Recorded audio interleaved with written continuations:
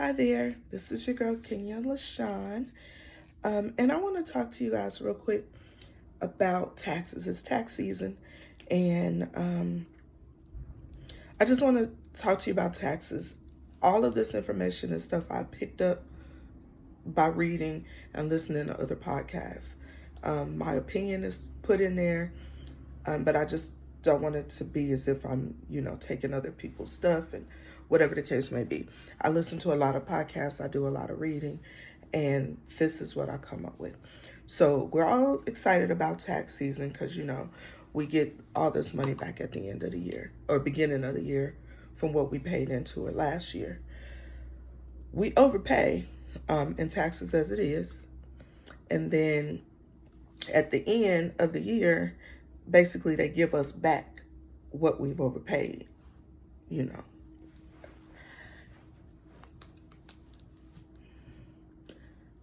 If we did not overpay, though, all year long, the money that we see, we would have more money at hand to use to invest and make our money work for us, put in high yield savings accounts or invest in other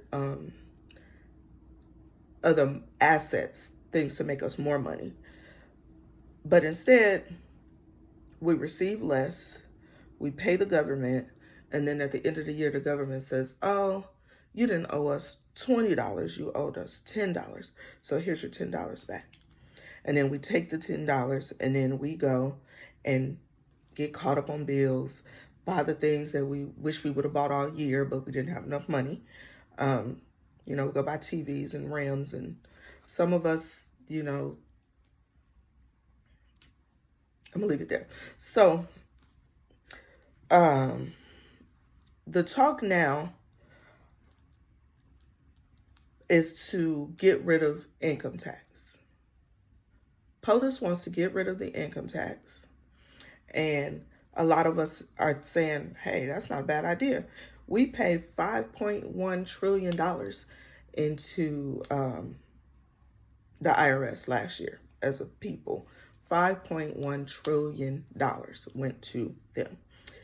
Income tax time, we got back about $500 billion, right? 5.1 trillion, 500 billion. In that means the government kept 4.6 trillion of our money that was paid. That's what they decided we owe, $4.6 trillion. And with that $4.6 trillion, we still are in debt as a country by trillions, okay? I'm saying that to say the mismanagement of our funds way over us. And then, we're told we have to go get a 800 credit score, and they promote getting in debt. So we got to get credit cards and all these things, which, taxes are involved in all that as well. So they pay us to get in debt. That's the sidebar. Sorry about that. So what the government wants to do is increase tariffs. Cut out our income tax, pay more in tariffs. I don't know if this is a good idea or a bad idea because I don't know the end game. I'm telling you as we go, because that's all I got over the next 4 years. I don't know the end game. In this process of increasing tariffs and getting rid of the IRS, they haven't really said what they're going to do to make up that $4.6 trillion, right? So if they kept $4.6 trillion and still borrowed trillions of dollars, then they say, well, we're going to stop taking out income tax. So that 500 billion that they gave to us, so then if they say they're going to stop taking out income tax, then the question is, what makes up the deficit? I think there's something coming in the end that they're not letting us know. And I don't think it's going to benefit us. Who am I? This is just my thought process. If you are willing to get rid of something that's bringing you in $4.6 trillion, considering we owed, considering you still are borrowing money. I'm just having a hard time understanding how we're going to feel that balance. I think they know. I think they are trickling down information to us as they see fit. So the argument is we'll increase tariffs and tariffs will make it up. But it still comes back to us, right? Because think about this. If we increase, so let's say we, we spend $30 billion a year. Our community spends $30 billion a year in the hair industry. So let's just say that you, as a business, purchase hair from China. Let's say you spend $100, your business, to purchase hair from China, right? China, they're selling it. Let me get it right. So we spend $100 to purchase hair from China. Then turn around and we sell it, for more. If the tariffs go up, what you buy from China is going to go up. So what used to cost $100 for you to buy for your business is now going to cost, let's say, $150 for you to buy the hair from China and pour back into your business. If business owner is now paying more to get the product, then it only makes sense that business owner is now going to charge more to get the product. Who's going to swallow the extra? Will it be the consumers? So where we used to go, and pay $50 for whatever you're getting from the hair supply, now it's going up to, let's say, $75. So with that being said, we're spending more money. Yes, they're taking out the taxes, so we have more money. Yes, they're increasing tariffs. They're increasing the tariffs to make up for the money that they're not taking from us on the front end. The business owner now has to spend more money for the product, which means it's going to cost us more money to get the product.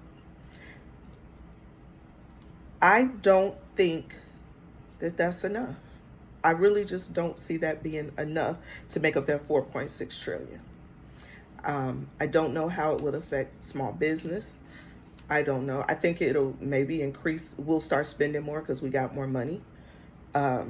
Small businesses is going to start charging more because it's costing them more to get the product. And I still don't think it's going to be enough. I think it sounds good, but I don't think it's going to be enough. So that's just me kind of giving you the very, very elementary stage of what's going on with this IRS. Some of us says, yeah, I would love that. The thing is, if we're money minded, if we got our mind in the proper place, if we're doing what we're supposed to do, the idea of cutting off income taxes is great, because now we could take our money and invest it in things that can create more money for us. We can do that throughout the year. And maybe our investments, we can grow and do better things with our money. First of all, I don't think with financial literacy, I don't think those of us who are our own people who are in this situation where we're talking about it on this level, I don't think that we're financially literate enough at this stage to do the right thing, to make the proper investments with the money. It's just like when we get our income tax back. There's a very small percent of us that do things that create asset. Generally, we go out and get more debt. This is what we do. We go get a new car. We go get flat screen TVs. We go buy clothes. Whatever is coming up, spring break, birthday party, we go have the best one ever. We pop bottles. We do the most when we get this money back. Not what we're supposed to do, but we do the most. So this was just, it should have been part of our Money Making Mondays. But I'm going to be honest, the last couple of days, I've had a lot going on with me and my car and some things that was just taking my attention elsewhere. And I was going to make a video, but I didn't want to create just some fluff to fill in the blanks. When I try to give a little bit of value back, so I wanted to wait until I had something something hit me worth sharing. A friend of mine, CC, asked me, what did I think about the tariffs, the IRS and the tariff situation, and this is how I came up with this. I just did a little research. You can look this up. Plenty of people are talking about it. If you follow the right podcasts or listen to the right people, this information, I've taken notes off of different podcasts, a collective of different podcasts, and I came up with these ideas. Some of them are mine, but for the most part, this is a collective, and I just want to share it to you on this platform. I think the best idea currently is that we figure out a way to balance out our money. Pay less in taxes and kind of balance it out. Because in essence, our income taxes, they're not giving us anything. We get really excited about income tax, but they're not giving us nothing. They're giving us the money they took from us already. So, you know, this isn't a handout from the government. They don't really do that. Every handout the government ever given us has cost us in some way, shape, or form. So, something to think about. Let me know what you think. Let me know what you've learned. Also, I just want to say this real quick, and I'm probably going to talk about this another time, but Jasmine Crockett, she has recently been coined for the congresswoman from Texas who called the other congresswoman a bleach blonde, bad built butch body. Not technically, she didn't technically call her that. She definitely referenced her in a way that only we do. But it was basically the other congresswoman made an attack on Jasmine Crockett, her eyelashes of some sort, which goes against the rules set forth in this arena. She turned around and said, you know, do something about it, basically, and the governing bodies basically didn't do anything about it. So she said, okay, well, is it okay if I refer to someone as bleach blonde, bad built butch body? And, you know, then a lot of mayhem broke out.